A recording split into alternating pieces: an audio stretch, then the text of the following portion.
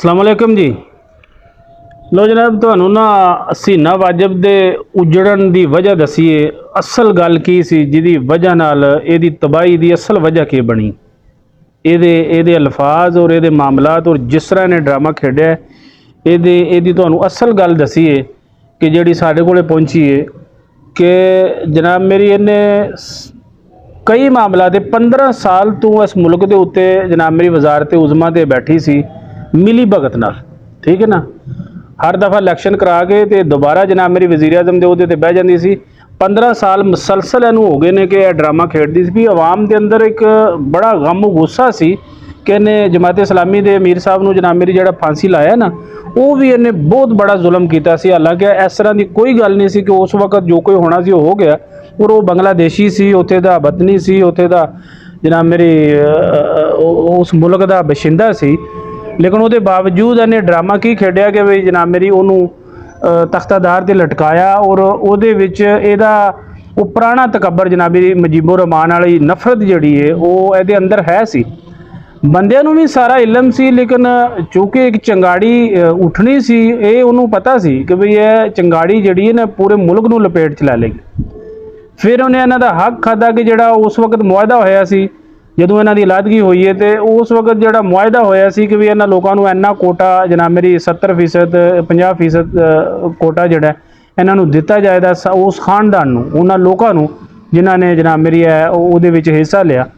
तो इन्हें वो सारा जनाब मेरी कट वट के अपने लोगों को नवाजना शुरू किया। जो भी सियासत तुसी अपने विहड़े लै जाओ, अपने घर लै जाओ, अपने कबीले को पालना शुरू कर दोगे तो फिर समझ लो कि तुहाडी मौत है हुण, ठीक है ना। ये तो लोगों को सबक हासिल करना चाहिए, ये तो लोगों को जनाब मेरी शर्म आनी चाहिए लोगों को कि जेडे बिला वजह इकतदार से बैठे ने बेतुका जनाब उन्होंने भी कोई वोट नहीं सी लभदा, वोट लैके नहीं सी आती है। उन्हें भी कब्जा किया मिली भगत नाल कब्जा करके उस मुल्क के उत्ते उन्हें जनाब मेरी अपना निज़ाम चला रही सी 15 साल तो। हुण उन्हें जनाब मेरी ओदी मौत की वजह ओदी मौत है ओदी समझ लो कि इस तो वड्डी किहड़ी मौत होंदी, कोई जरूरी मरण नूं मौत नहीं कहते। ओदी तबाही जदों हो गई और इंशाअल्लाह जनाब मेरी सारी जिंदगी हुण उन्हां दा कोई बंदा अगे नहीं आ सकता जिन्ना करो इबरतनाक तरीके नाल वो इत्थों निकली है। फिर वो इंडिया की अपने आप नूं जनाब मेरी बेटी समझदी सी ते उन्हां दी हैरत आशीर्वाद तो उन्हां दे सी ना, यह थापड़ा उन्हां दे सी कि बई वो इत्थों तक चल रही सी और मिली भगत नाल। तो सब तो पहला तो जनाब मेरी उन्हें वो ड्रामा खेडिया कि बई उन्हां दा लोकां दा हक खाना शुरू कर दिता। फिर जमात इस्लामी नाल उहदा जनाब मेरी चुन चुन के बंदियां नूं सज़ावां दित्तियां, कई साल जनाब मेरी 20 40 साल जनाब मेरी सज़ावां भी दिंदी सी। फिर उन्हें जनाब मेरी यूथ नाल जिहड़ी यंग यूथ है कॉलेजां दी उन्हां नाल जनाब मेरी उन्हें जड़ा ना उन्हां दे बारे दे विच ऐसे अल्फाज बोले। सर 300 बंदा जनाब 300 बंदे ने कुर्बानी दी है मुल्क नूं आज़ाद करवाने वास्ते। एफो जे लोकां दा जिस वक्त चक भर जे ना तो उन्हां दा छुड़ाना किड्डा औखा है कि भी 300 बंदे ने जनाब मेरी कुर्बानी दी है स्टूडेंट ने, तां जाके ये जंगल चूं ये चुंगल चूं जनाब मेरी इस जंगल के कानून तू जान छुटी है तो फिर वो नठी है। बल्कि आखिरी दिन तक भी वो इस्तीफा देने के चक्कर च नहीं सी है भी, उन्होंने तो पता ही नहीं सी कि भाई मेरे नाल इंज होना। वो तो 45 मिनट का उन्होंने टाइम देता कि 45 मिनट ने तेरे को हुण 45 मिनटा केड़ा ड्रामा कर सकती सी। आखिर तो जाके उन्हें कहा मैं एक तकरीर भी करना चाहनी हाँ आवाम के नाल जनाब मेरी जड़ा ना मैं मुखातब होना चाहनी। उन्हें कहा ना, फौज ने कहा बिल्कुल कोई टाइम नहीं तेरे को, हुण 45 मिनटा कर ले जो कोई करना ही। फिर उन्हें करना की सी, फिर वो जनाब मेरी समझ लो कि अपनियां साड़ियां सड़ियां सू, ठीक है ना, जड़ियाँ कोई सामने आ गई वो भी बक्से च पाइया सू।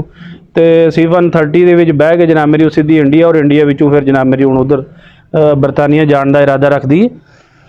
लेकिन असल लफज दोनों जी गल दसन ले सी कि असल लफज वह यह सी कि सब तो पहला तो उन्हें कहा कि जोड़े स्टूडेंट ने दहशतगर्द ने, ठीक है ना। हर बंदे नूं दहशतगर्द करार दे के और हर बंदे नूं जनाब मेरी मुल्क दे विच फितने का लकब दे के या कोई जनाब मेरी उन्होंने बदनाम करके झूठा इल्ज़ाम ला के उन्होंने जनाब मेरी कहा कि भी यह तो दहशतगर्द ने, ठीक है।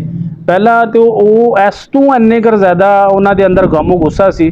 फिर उस तो बाद उन्हें कहा मैं कुचल देंगी, ठीक है ना। औरत का दिमाग तो फिर इन्ना ही होंदा ना, वो फिर खुद जनाब मेरी वो होया फिर वो कुचलन के बजाय वो खुद कुचली गई। जुल्म उन्हें अखीर किया कि पहला 200 बंदा मारिया, फिर आखिरी दिनों में इन्होंने 3-4 दिनों के उन्हें 100 बंदा होर मरवाया, ठीक है। वो बावजूद भी वो हुकूमत ना रह सकी। ਲੇਕਿਨ ਮੈਂ ਇੱਕ ਇਸ਼ਾਰਤਨ ਦੱਸਣ ਦਾ ਇਹ ਮਕਸਦ ਹੈ ਕਿ ਜਿਨ੍ਹਾਂ ਲੋਕਾਂ ਨੂੰ ਇਹ ਸਮਝ ਲਓ ਕਿ ਇਹ ਇੱਕ ਮਿਸਾਲ ਹੁੰਦੀ ਹੈ, ਬੰਦੇ ਨੂੰ ਦੇਖ ਕੇ ਥੋੜੀ ਜੀ ਅਕਲ ਕੋਲੋਂ ਕੰਮ ਲੈਣਾ ਚਾਹੀਦਾ ਕਿ ਆਵਾਮ ਦੇ ਹੱਕ ਦੇ ਵਿੱਚ ਆਵਾਮ ਦੇ ਬਾਰੇ 'ਚ ਸੋਚਣਾ ਚਾਹੀਦਾ। ਜੇ ਤੁਸੀਂ ਇਕਤਦਾਰ 'ਚ ਆ ਵੀ ਗਏ ਹੋ ਤੇ ਫਿਰ ਵੀ ਆਵਾਮ ਦੀ ਰਾਏ ਨੂੰ ਮੱਦੇਨਜ਼ਰ ਰੱਖੋ, ਆਵਾਮ ਦੀ ਡਿਮਾਂਡ ਦੇ ਮੁਤਾਬਕ ਫੈਸਲੇ ਕਰਨੇ ਸ਼ੁਰੂ ਕਰੋਗੇ ਤੇ ਫਿਰ ਤੁਸੀਂ ਕੁਝ ਦਿਨ ਕੱਢ ਲੋਗੇ। ਅਗਰ ਤੁਸੀਂ ਆਵਾਮ ਦੇ ਖਿਲਾਫ ਬਿਜਲੀ, ਗੈਸ, ਪਾਣੀ, ਖਾਣ ਪੀਣ ਦੀ ਅਸ਼ੀਆ, ਪੈਟਰੋਲ, ਹਰ ਚੀਜ਼ ਨੂੰ ਜਦੋਂ ਅੱਗ ਲਾਓਗੇ ਤੇ ਫਿਰ ਤੁਸੀਂ ਆਵਾਮ ਵਾਸਤੇ ਨਹੀਂ, ਫਿਰ ਸਮਝ ਲਓ ਤੁਸੀਂ ਆਪਣੀਆਂ ਦਿਹਾੜੀਆਂ ਲਾਣੇ ਵਾਸਤੇ ਆਏ ਹੋ। ਉਹ ਜਦੋਂ ਤੁਸੀਂ ਆਪਣੀਆਂ ਦਿਹਾੜੀਆਂ ਲਾਓਗੇ ਤੇ ਫਿਰ ਕਿੰਨੀਆਂ ਕਰ ਲਾ ਲੋਗੇ, ਆਖਰ ਤੁਹਾਡੀ ਮੌਤ ਹੈ।